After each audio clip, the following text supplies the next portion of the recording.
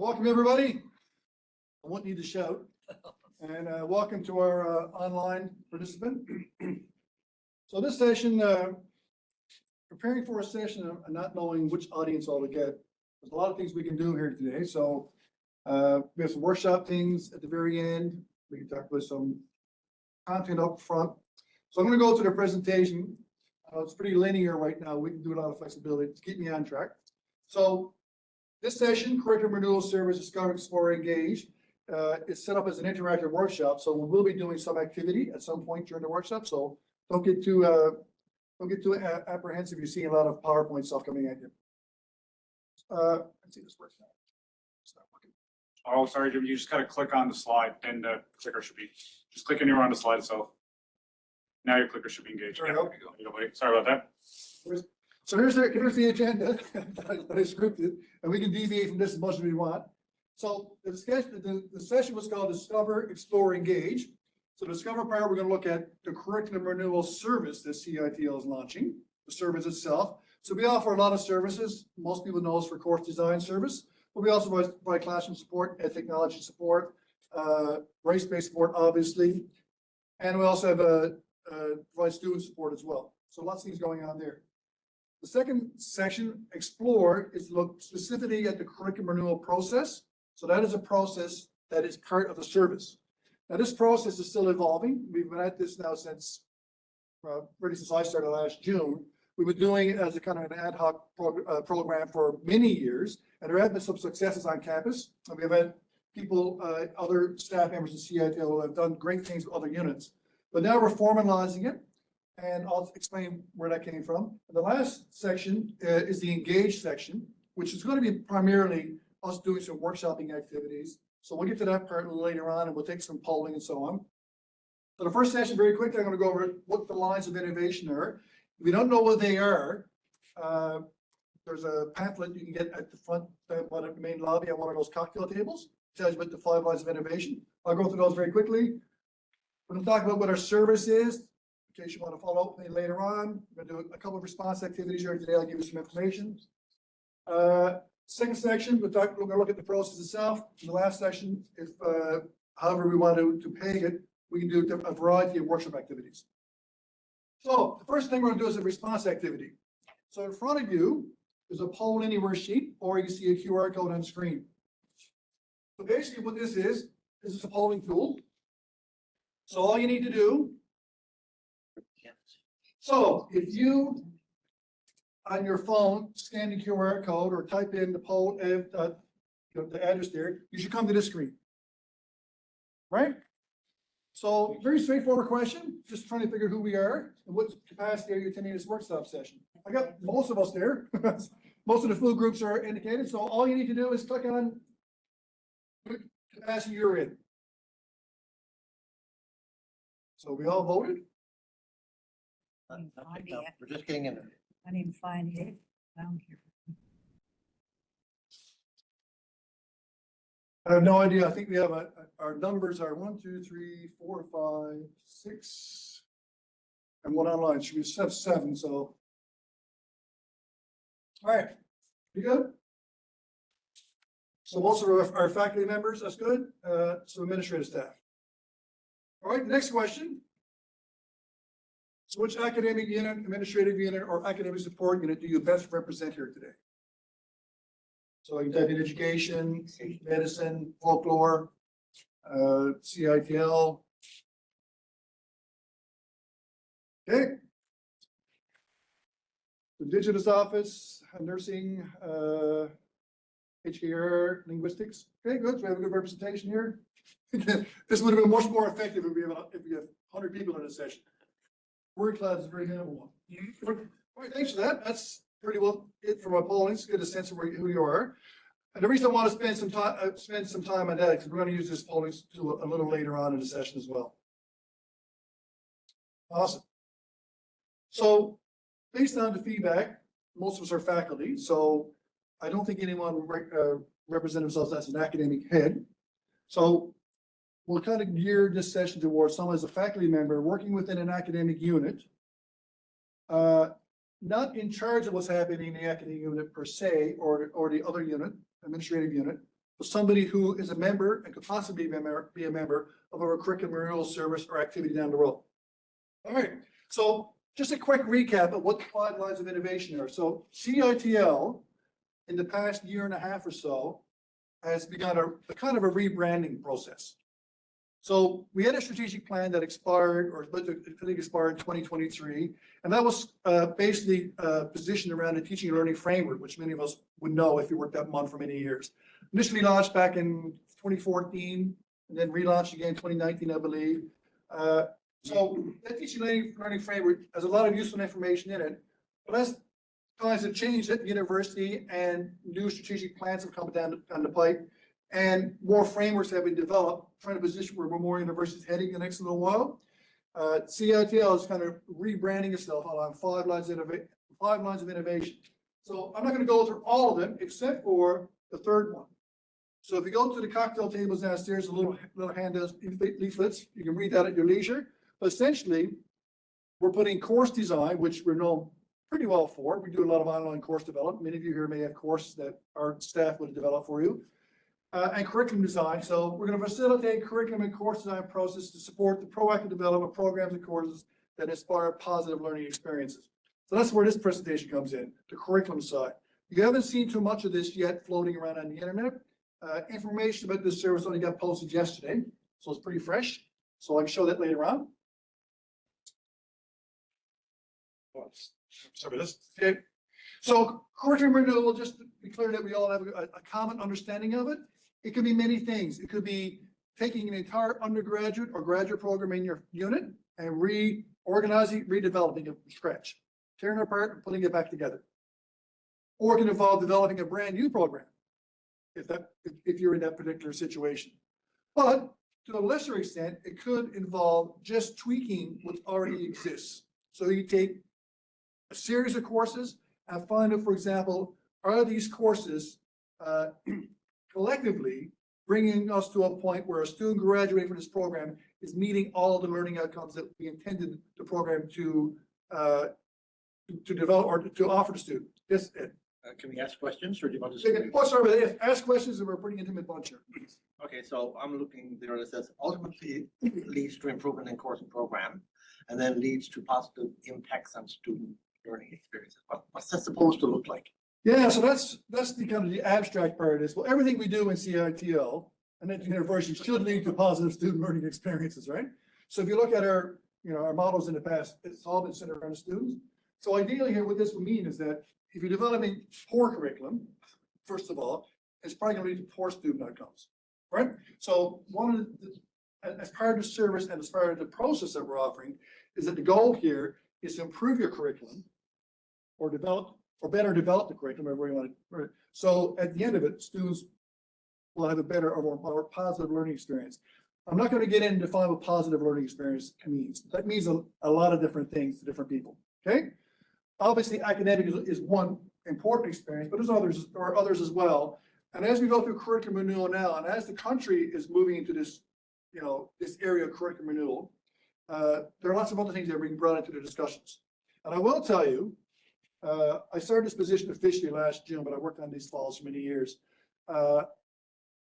Many of the major universities across the country have done a lot of work in this area in the past 12 months. 3 universities have completely reorganized and rebranded how to do curriculum renewal on site. So why is that?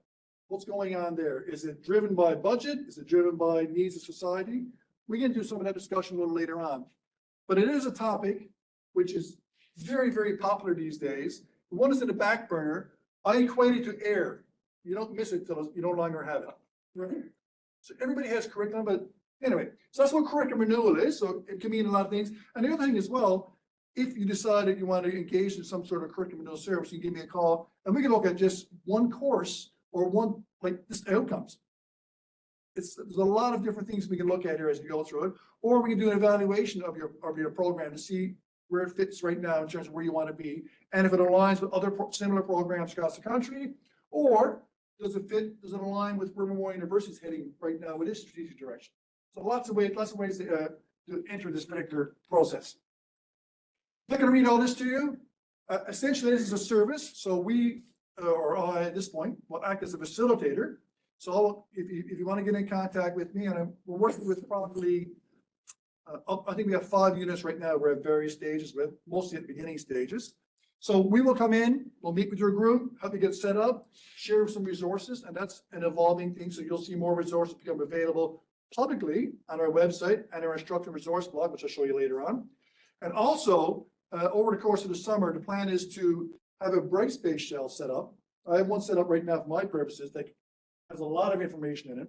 So if your academic unit wants to look at moving forward with the curriculum renewal process, I will give you access to a Brightspace shell, which is an internal. I treat it like an intranet, so it's not public facing. So only us will get into our credentials. And it'll list off a whole pile of things. So you get a full understanding of what's involved with curriculum renewal. And then as an academic unit or as a faculty member, if you're not calling the shots in your unit, if you think this is an important thing to do, you can go to your academic head and promote this, right? Some of this will happen top down. I'm thinking the next little while. Then we have our president announced today. I think a lot of things will start happening at the university again. Then we got people in full-time positions.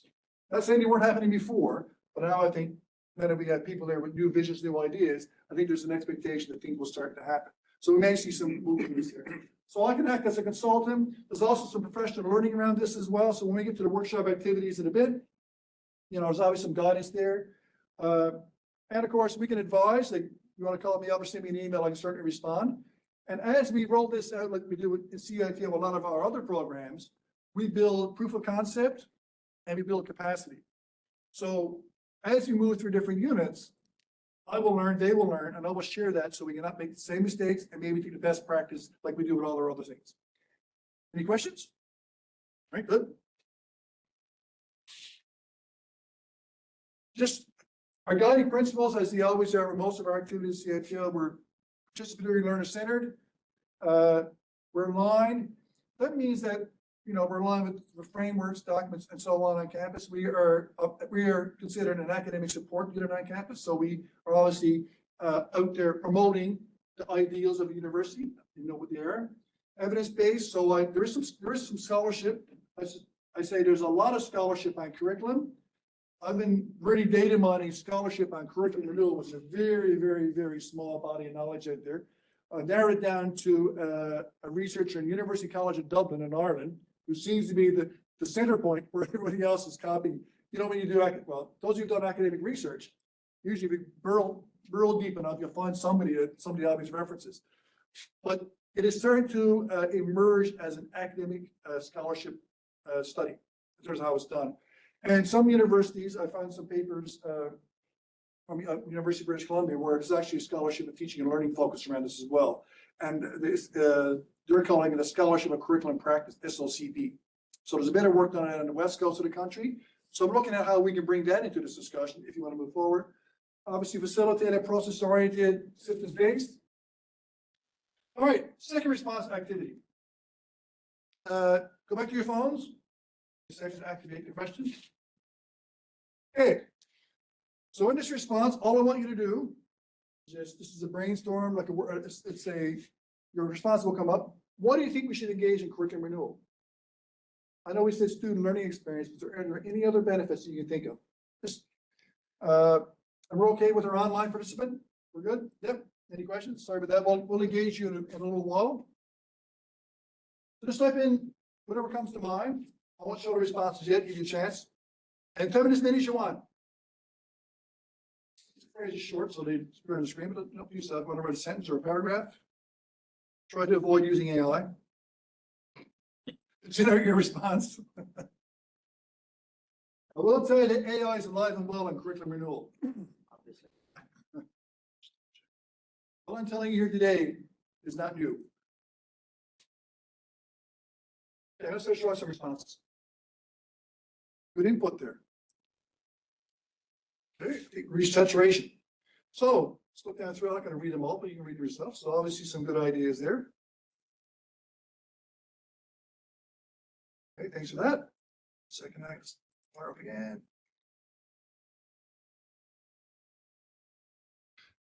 So I think most of our responses are on that screen. The one in the upper left-hand corner, those of your units that have participated in academic unit planning. I know HKR just coming off that, education is coming off that. Music school just came off that a little while ago, various stages. So academic unit planning, which is driven at the university level, is a kind of like a quality control piece, trying to get a sense of what's happening in each individual unit. The AUP was rebranded from the academic program review process that was around about 7 or 8 years ago that only looked at the academics of a unit. The AUP is much broader, looks at your research capacity, your public engagement capacity, and operations, finances, all that stuff. But if you just look at the academic unit plan, section 4 is undergraduate program, section 5 is graduate program. So if a unit undergoes an academic unit planning exercise, and everybody does it every 7 years, there may be recommendations coming out of that process as telling the unit, listen, you may have to take a look at our programming. Either we're not meeting current trends in industry, or we're doing too much, or we're not resourced properly. That seems to become one. Anyway, I'll leave that there. Involving students' needs that came up in the suggestion, academic direction, preparation graduates for work study. Accreditation is a big one. Of course, we know for any unit that's accredited. Accreditation is a whole different situation. Those of you involved in accredited academic units would have gone through quasi-curriculum renewal, right? But you had to meet certain competencies and so on as a checklist and all that kind of stuff. So yes, there's still an element there. And look at the other ones there. All this kind of makes sense. Industry and demands and needs. That's a big one depending on what discipline you're in. If you're over in the faculty of engineering, that's their curriculum is evolving to meet industry, obviously. Social sciences, cultural society might be a big one. Innovation demands. Some programs, are looking at new ways of addressing assessments. So you may not have to rewrite your entire program, but if you do, you might try to incorporate a lot of innovation to it as well.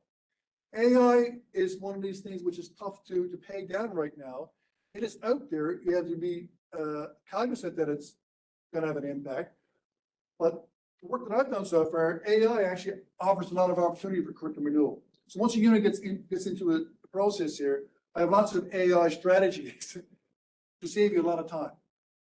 Any questions about any of these? Anyone not see theirs up there? Question, yes, sir. So I'm in linguistics and Yes. we're going through AUP right now. All right, okay. Just starting. Yeah. Is there a procedure that where you guys could come in and would you talk to us after we get the review done, or could there be consultation while we're in the middle of it all? That's a very good question. So you're at the self-study report, obviously. Yeah, I'm doing the one for the undergraduate program. Oh, yeah. Yeah. Well, if you're so right now you're gathering all your data, so you're Yeah. describing what you're doing. Obviously, you're getting your statistics, your enrollments and trends, that kind of stuff. We can have a chat. The big thing is we usually come in afterwards. Okay. Because if you think your undergraduate program is suffering, I'm not sure, that's not a criticism, but you may at the end of your self-study, there's a section 9, which tells about what you think you should be doing. Okay. Right? So for example, you may admit, like our program has not been reviewed or renewed in 10 years. We're using text resources, say argument's sake, that are 20 years old. Things like that are obvious, low-hanging fruit. So there might be, your recommendation from a good review panel might come back and say, listen, you're using 20-year-old textbooks and 10-year-old curriculum, you might want to address that. And depending on the level of your review, and by the way, does everyone know what academic unit planning is, what I'm discussing here, or does everyone have a sense of what I'm talking about? Yeah, okay, yeah, good, all right. Sorry about that, I'm assuming you do, because most of us are faculty or have been around it. Yeah, so 2 units, which we're talking with right now, are just coming out their external review panel report. So I haven't seen, I saw the recommendations of one, which had 2 bullets related to curriculum renewal. It tells the unit that, listen, your particular program is not meeting the trends of society right now. And they gave some examples because the external review panelists were from other universities, right? Typically AUP review panelists could be academic heads from other universities, who basically know the discipline. So they usually offer their own opinions and suggestions. So that was one. And the other unit we're working with, the academic head met with us, just got the external review panel report at the meeting by email. Like we're sitting down and she got the email. So she browsed it, yeah, we're in there, curriculum is there. So we'll be back. I haven't heard from her since, but I'm sure she'll be back when they work it out with the fact. But certainly, give me a call. I can walk you through it. Full disclosure, I was a coordinator for the AUP sub-study with education. Okay. So I spent a year and a half at that project over there, so I can offer some tips if you want. Okay, good. Awesome. All right, so we're going to the second phase. So the curriculum renewal process. So this is something which, if you Google or use AI and you go across the country, you will find a variety of models, diagrams, graphics, etc. This is a draft version. Those draft January 23, 25. What we're hoping to do over the course of the next couple of months is to formalize this graphic into something a little prettier. This is my graphic. This was developed through a collaborative session we held within our CITL group last June, using whiteboards and hand-drawn graphics. I recreated it and basically butchered it, but I put it into a Microsoft Word diagram. It captures a lot of information here, and our graphics people are questioning, if they don't understand it, then it can't be very good. So we're going to try to adjust it. I'm going to go through it very quickly. In fact, I get enough handouts, I think, for everybody. Good luck. I had 3 handouts per table. So. We can go through this. The font may be a little bit small. I apologize for that. But so very quickly, I'm going to go through this process. This is a nominal process. It doesn't mean that your unit would have to follow it. It gives you an idea about some of the quasi-linear means of doing a full curriculum renewal. So say, for example, you're running to redevelop your entire program. So you have an undergrad, so your linguistics program, your undergraduate program, you want to redevelop. All right. So the first stage up here, determining needs. If you look at the page here in terms of what determining needs is, that's about getting your data, finding out what you currently have happening in your courses. Some of that data is available from CITL, the Center for Institutional Analysis and Planning. They are the center at the university that holds all the fund data.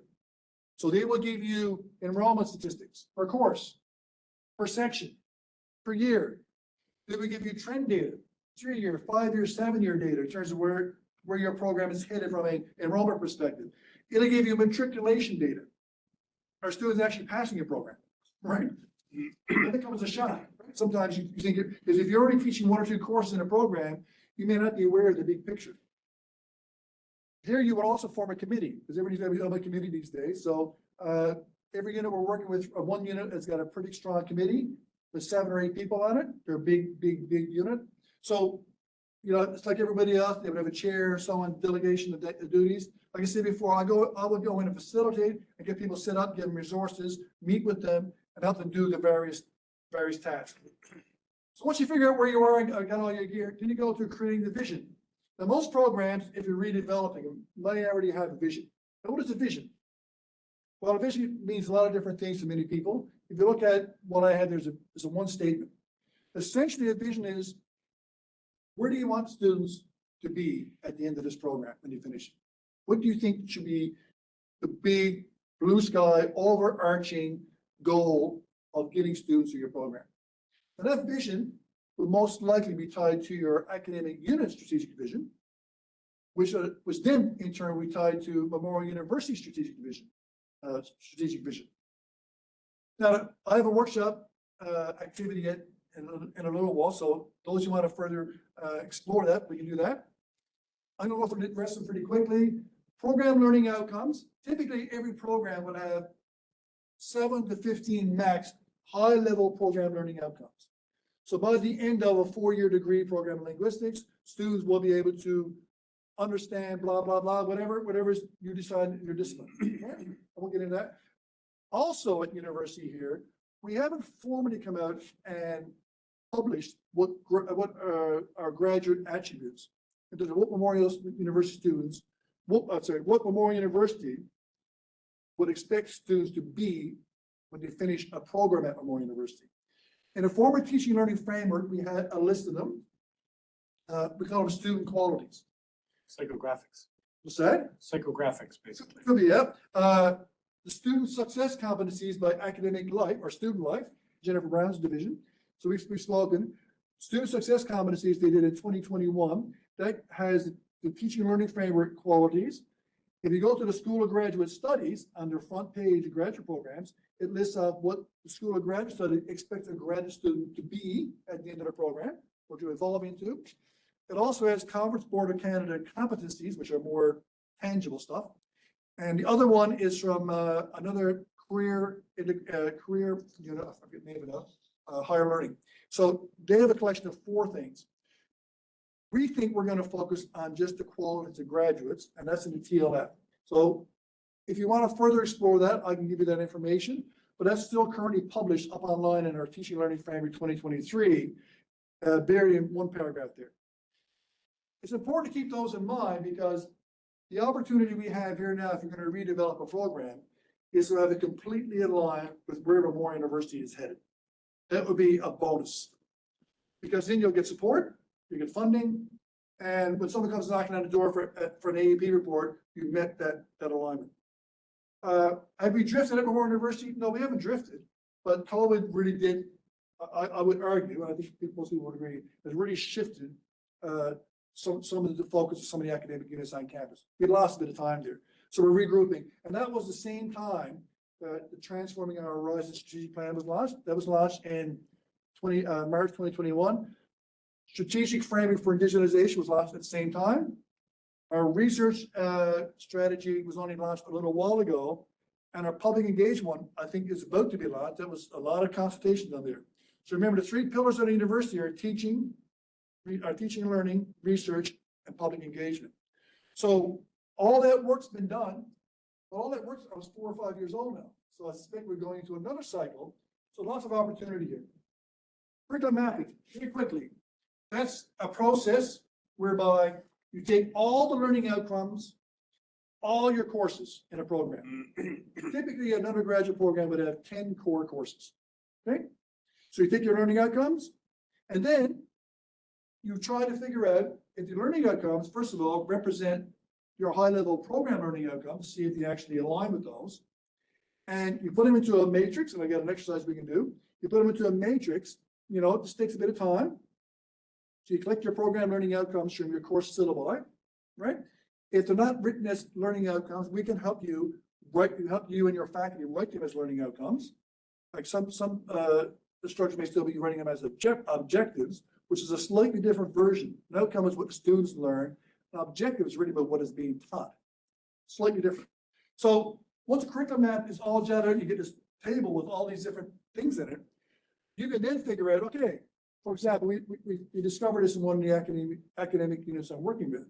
They discovered that from 1,000 level course up to 4,000 level course, there wasn't a steady increase of the level of outcome that was being taught. For example, introduced, developing, or advanced level, like level 1, level 2, level 3 outcomes in terms of cognitive difficulty. So what they discovered was that in year 1,000, they were doing introductory outcomes, like low-level stuff. Year 2, they were repeating that. Year 3, they were repeating that. And year 4, boom, suddenly they were up to the high-level stuff. There wasn't a steady sequencing of a building of competency in that particular learning outcome. We also discovered that what they thought was being taught wasn't being taught. So even though the courses indicated should be taught, when they looked at the outcomes, some instructors had removed those outcomes, put other ones in there, which was unbeknownst. And then everybody else thought that the other course was covering this, right? So it's a chance to get together and say, listen, there's something missing here. The other thing you do, your curriculum map you can do as well, is to make sure that overall you're giving a balanced program so that when you do your self-study or you report in your program, say, yeah, we're covering off a lot of things here, is well sequenced. And of course, it's manageable by students, which is another factor, which is another one. Okay, leave that. And the last 2 phases are pretty straightforward. Once you get whatever you're doing done with your curriculum renewal, we implement it, try it out. I come from a K-12 background. When we do new curriculum implementation at K-12, we go through a series of piloting and phasing in. So for example, in K-12, we develop a new program in math grade 7. You spend a whole year with a select number of schools trying out the new program to see what works, what doesn't work, tweaking it, doing it. And then you evaluate that to see if it works. make sure, and you tweak it. So some policies last 1 year, some policies last 2, some go on for 3 or 4 years, depending on the nature of the discipline, right? Now, apart from all that, this graphic doesn't depict this very well. There's also a monitoring piece. You see how this is there, monitoring? So what that is, that's an internal thing for CITL, which will work with the unit, is to monitor the process. So it's like a quality control process. Are we actually doing it as we intend to do it? So are we covering up division properly? And we'll have check marks and balances and all that kind of stuff. When we develop online courses, we use a third-party software called Quality Matters. And that has a list of characteristics and attributes that we must meet. So it's a checklist. So our instructional designers will go in and say, did we check this out? Yeah, and things like, are the outcomes clearly stated? Yes, no, black and white, right? So we will layer that in, and it's still developing. And the other thing about this, even though it's circular clockwise, it is possible to get over here, you may have to go right back to your vision again. When you get over here and you start trying things out, you may say, wait a minute, this doesn't make sense. Students are revolting. Something's missing here. So you may have to go back, tweak your vision, or may go back and change your outcomes. So you can jump in anywhere, you go back to anywhere. And at any point in time, everything goes back to the program unit or back to the academic unit you have. But what I am discovering, and I haven't read this too much, is that what's happening in some curriculum renewal projects that I'm working with right now, we're also looking at other academic units to find out what they're doing in terms of best practices. And also, across campus, there's a real, I guess there's a bit of effort to identify any kind of redundancy. Are multiple units teaching similar things or same things, right? Can we somehow tweak that a little bit? So we can be consolidated, make it better, or can we enhance it to make it better? So even though this is kind of confined to a program academic unit, like one particular insular silo, we can also expand it to other units on campus. And as this process gets developed and we get more academic units joining, I'll be able to develop some master best practices and share those out as well, right? So if you go to other sessions here, you go to any of our course building sessions, what we've done this year, we've captured a lot of the really innovative ideas from other instructors, and we're starting to share that with other instructors, right? Because one instructor in one academic unit may never ever talk to another academic unit ever in their career. So we can make those linkages. So you'll see some of that as you go through, if you go through other sessions. Any question about this, Bev? Is evaluating part of the monitoring? I'm trying to figure out the difference. Oh, yes. between the two. No, evaluating is the program itself. Monitoring is looking at the process, the curriculum renewal process. Almost like Okay, a the business. monitoring is of those Yeah. circles, the Yeah. process. So it only happens while you're doing the renewal, Yes, so it's like a quality control piece. whereas the evaluating happens after the renewal is done and you're implementing. Yes, so whatever changes you make or new program, Right. may not be the right word, but it's the word. No, just I know, yes. get it in my head. Here's the challenge for my graphic, right? I like your graphic. Yeah, Take the words monitoring and put them around the. I had it around the outskirts, and that was even more confusing. On with the I like it graphic. like that. I have one more Yeah, question. yeah. Is there flexibility here? I look at things like developing program learning outcomes, and I know there's an outcome and an objective, but I'm in a program where objectives are required rather than outcomes. We have two sets of national competencies to which we have to map Yeah. everything. And so it's kind of like set in this particular unit. So is there flexibility? Oh, absolutely, yeah, Yeah, okay. yeah. The reason, this is the common. Before I recommend you to our renewal. They'll understand, I agree, and this is the lingo out there, PLOs is the lingo in curriculum renewal Sure. in North America and Ireland. I haven't gotten too much further than that, No, it's fine. but so PLOs, yeah, so you're right, and like program learning outcomes, like, I'll give you an example. K-12 program curriculum is very hierarchical, right? So in K-12 education in this province, we have what we call, well, we used to have, we used to have essential graduation learnings, which were like 7 big statements, right? Like, we kind of moved to competency based, like, for example, communication, critical thinking, all that stuff. And then if you look at a discipline like mathematics, the discipline of mathematics for K-12, the whole math would have, like, say, 5 or 6 or maybe 7 big general curriculum outcomes, right? And then we break it down into kindergarten to grade 3, 4 to 6, 7 to 9, 10 to 12. Then we have things called key stage curriculum outcomes, which would break down these big ideas into manageable chunks. And then with each one of those key stage curriculum outcomes, we go into courses where we now have specific curriculum outcomes for grade 1, for example. The grade 1 math, we'll do something here at this level. It'll feed back up to the key stage curriculum outcome, up to the general curriculum outcome. So even those students in grade 1, they're achieving some aspects of this big thing we want them to accomplish in math. So the ideal here is as you go through the K-12 system, and mathematics, I use that as an example, you'll eventually hit enough of these little outcomes at each different stage. Overall, you'll meet all these 8 general curriculum outcomes. 13 years, almost enough time. So here, similar type concept, but obviously we're going to take us up to bureaucracy here. The university, like I said before, has graduate attributes. That's what you want students to be generally at the end of it. So it doesn't matter if you graduated from folklore, medicine, engineering, education. This is where we think the graduate attributes should be. For example, being a contributing member of society, all right? Very broad. So the program learning outcomes, as Bev said, when you get into the accreditation groups and you get into competencies, that kind of falls down below into a bunch of subsets. Well, for the argument's sake here, and that's the beauty of this program, it'll be different for almost every single different discipline. I would argue that even in the faculty of science, it has multiple departments, or social science and humanities has multiple departments. Everybody will have a different slant on how they do things. Unless their deans decide that you want more uniformity, which may happen. Maybe you want it all. Any more questions? Any question from our online participant? They're good? All right, we're all good? Just a comment. Jim. Oh, sorry, Ed, yes. The difference between autonomy as a professor at university Yep. and developing a program in terms of keeping everybody on the same page and either voluntary collaboration or enforced collaboration. How do you manage that part? Good question. So we'll differentiate between content and instruction. All right. So the content is what should be delivered. Okay. Now, ideally, or that's not ideal, this happens. So anybody who teaches a course at Royal University is given something to start with. Okay. Course number, course title, and maybe a couple sentences. And then pretty well go where you want, right? However, the expectation is that if you're going to teach this particular course, then you're going to teach this certain level of a certain number of outcomes.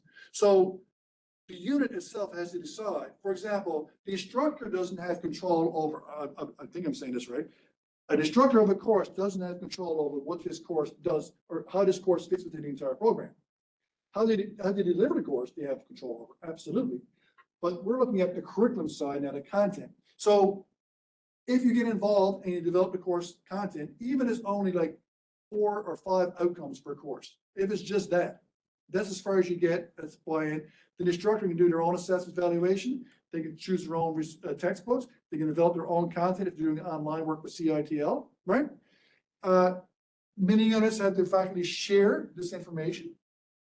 But at the end of it, when a student walks across the stage and gets their degree, there is an expectation that the student will have met certain outcomes, right? So the academic head would say, listen, collectively, whatever we're doing in the classroom from an instruction perspective, we should be delivering this content so we can get the student to this point where they can go across the stage. And every student goes across the stage, at least a pretty common set of accomplishments, right? In an ideal world. I agree. So getting into the course, that gets into another layer below. We're trying to keep it up at the program level, right? The other questions? Is that a clear answer or did I? Good. Hey, I'm going to move along very quickly. So we talk about all these. I'm not going to go through these stages. These are on the hand, so I'll give you in a second. Essentially, I'm going to go to the last one here. For example, this is nominal. Let's say your unit wanted to do a full undergraduate or graduate program redevelopment. Say undergraduate chemistry. So this is a nominal schedule in an ideal world. 2+ years. So in the first, you do your fall or winter, say we start in September. It would take you time to get your group together, team meetings, gather your data, figure out where you are, figure out what you got. Collecting course syllabi. I would argue that's probably one of the biggest challenges you'll have, getting all those in and getting the accurate ones in and updating them because not all courses are taught every semester. So you get all those in. And then stage two, once you get that piece done, you can do this visioning piece and your program learning outcomes as a group. Because you're still looking at high level stuff here. What do you want the program to be? So then that brings you into like the end of year one. Then in year two, you spend up to 3 semesters curriculum mapping. That's where you get in, you really dissect your courses, really figure out what's going on, drilling it out, doing faculty retreats. So I've gone to 1 faculty retreat so far and booked for another one. So that's where you get your faculty together. We discuss the high level stuff. The curriculum committee organizes it, manages it. So that's where you get the grunt work done. And then you go away for a couple of weeks, couple of months, you put it all on paper, and then someone does some analysis, regrouping and so on. And then the last stage, right here, the implementing part, once you get that piece done, if you were doing a full undergraduate program, obviously you wouldn't introduce all the courses at the same time. You phase them in. It was a new program that's really shifting the sequencing of concepts and learning, prior learning and so on. But obviously, say for your argument's sake, in the first semester, you can offer your 2,000 level courses here. Then those students are going to matriculate, go to the next level. So it might take you technically 4 years to implement an entire new program if you sequence it as you go. So then you're evaluating these courses as they're being offered and tweaking them and so on. So after 4 years, you finally get your first set of graduates going across the stage. Then you do your big evaluation of the whole program again, and you may go back and tweak it. We have discussion with 1 unit that are in year 2 of a new program, and they want to go back now and curriculum map the whole thing again, based on feedback we got from the students. So that even though they worked it out, faculty thought they had a sure thing, they put it all on paper. But I think we have to go back now and look at it, program, of course, make sure there's no drift from where our goals were. Not a bad thing, that's a good thing. And I would argue that you don't know anything about your products until you put it in the market. I don't care what it is. And you were surprised that in my days in K-12, and I worked with some really fine people. Time you had to work that, you put it out there, and it's a disaster by November. Brand new course, then to go back, tear it apart, rebuild it. For various reasons. It's not an indication of the quality of work, is that the variables in the environment are so significant. Okay, so that's in an ideal world. That could take 5 years. A really aggressive unit can do that in 1 year. It depends on capacity at the level. Okay. Moving along. Perfect. 10 minutes left. Okay, so obviously I didn't think it was going to work out. Anyway, talking about it. Is anyone currently involved in a curriculum renewal activity? Dave, what's your At status? the beginning of pharmacy, we went through already a Bachelor of Science to a PharmD program, and it took 5 years of implementation because we went from a 4-year program to a 5-year. Now we're wanting to go to what's called 2 years of prerequisites instead of 1, and 4 years in the program. So we're right at the very beginning. So we've got to start with prerequisites. That's why I came to this session today. So I can chat to the people with more authority than me. Yeah, excellent. All right, let's Oh, it's a big change, and yeah, so the reasons don't always come to accreditation. It's convenience and practicality Yep. reasons, it's nothing to do with student Accreditation. learning. I'll show this slide so you read it on your own, but one of the things which is always, I call this value add. So when you get doing curriculum renewal, the really cool thing is that your faculty starts talking. So the few events that I've participated in so far in this job, mostly just to follow, faculty have started discussing curriculum as a group for the first time. Now, that doesn't mean they never discussed it before, but some will say we've only discussed this when we had talked about academic regulations. So faculty councils, for example, in your shops, they look at moving programs through. So yes, people develop courses all the time, right? And programs. I'm not saying this never happened. It's all great stuff. And they go through voting procedure, and it goes through Office of the Registrar, gets a lot of feedback, and a lot of tweaking and so on. So that's where discussion is. But this process looks at it from a different lens. Yes, there's going to be regulation at the very end of it. We got to meet certain tick certain boxes about, number of credit hours, this kind of thing. Collaboration, collegiality, number one. I've seen this, I've gotten to meetings where we start talking about curriculum renewal, and then we go down 4 or 5 different rabbit holes. And they're talking about stuff, other stuff, so I gotta keep bringing them back. But it's a chance that they can actually talk, and a chance to share ideas. Greater transparency for students, that's one of the big things that's promoted.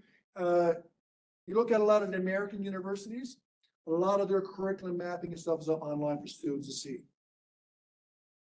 So students go and look at a program, see where all the outcomes are, so they have no surprises third year into the program.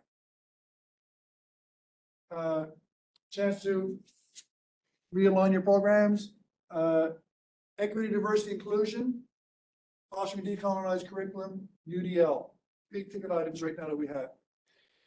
Evidence-based teaching and learning approaches. As part of the curriculum, we also bring in, you can also look at your assessment evaluation processes. We've had some discussions already about the AI piece, the academic integrity AI piece. And we have a lot of ideas around that. And Dr. Eaton gave some really good practical things to do this morning. And I think she did a session as well, looking at other tips and so on. So we can bring that into a course design. And of course, this one here, consistency and fairness. Well, you can interpret that for what you want, but you know, we thought, I've done during our AUP, we did surveys with our students in education. And of course, students will tell you what it's like on the street. They'll tell you, are all our courses being taught similarly? Are we being assessed and evaluated fairly in all our courses? Are we assessed and evaluated the same in all our courses? Is the bar the same? Where is the bar? All those questions. So as you go through this process, these are value add things. So, you know, once you get down to looking at program learning outcomes, and you're then getting into like for course outcomes and mapping it out, you might identify, for example, are we really being consistent across all our courses here? And you get your faculty members in your room, in your committee, who represent different courses, who bring different voices to the table. So lots of opportunity to advance things. I'm going to skip very quickly, so I know that timing is gone. Hope you enjoyed the workshop so far. Let's get to the last part. So if you want to learn more information, this will be up in the Brace-Based show after the conference, so you can go there. Anything you know.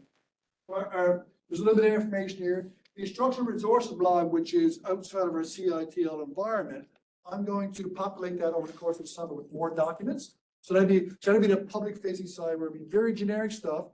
But if you want to know what MUN is doing, you can go there. Or you sit down at your computer, type in curriculum and do it, and you get a idiots. Okay, my contact information. Bring this down if you want. Again, it'll be there. There are contact cards downstairs at the little cocktail tables outside. So I'll leave this there. So you can contact me. Obviously, I report to a manager, report to a co-director. So this process here. I'm up for a chat. I'm around pretty well all summer. So feel free to contact me. Not finished yet. I think it's got a 5 minutes. So the workshops we're going to do. The workshop we're going to do. I knew this was going to go off the rails. I can give you these workshops if you want to take it back with you, just to look at what they're about. I did a workshop for determining needs, creating the vision, developing program learning outcomes, and curriculum mapping. All kind of arbitrary scenarios, because I didn't know who was going to be here today. I'm going to pass them out, so you get a copy of, get a copy of each one of them, since we have enough people here. And we can transfer to our online participant these documents as well. You keep talking, I'll pass them. Yeah, well, that's the first one. What? Thanks, the second one. So I'll briefly go through these. Like the papers. So I'll take these back to your shop. And you go. Teachers should never do, but he can get somebody else to do so. No, I don't mind. It's a more passive thing. Pass that one up. Yep. And one of those. One of those ones. Oh, here we go. Oh, okay. I was passing. Sorry about that. So you should have 4, right? Good. Okay, I'm just going to give you.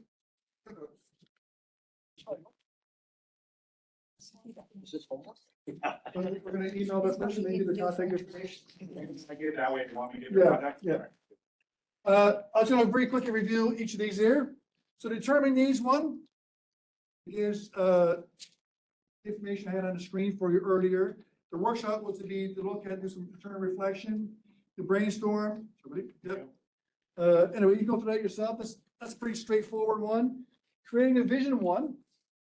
Again, I'll confess, I use a lot of AI prompts to help me develop this stuff here. So my view on AI very quickly, outside the academic integrity component, from an operational, professional learning, getting through the day usage. I use AI, I use a bunch of engines, throw the same prompts in, get feedback from different sources, critically analyze it, and combine it and consolidate the best of it into something. Saves me a lot of time because I'm not the first person to think about this stuff. Right. So you read through that at your leisure.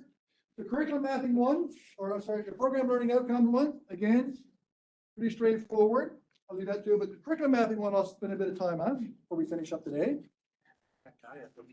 The curriculum mapping one is again completely arbitrary. I went and asked AI to give me sample program learning outcomes for education and history undergraduate programs.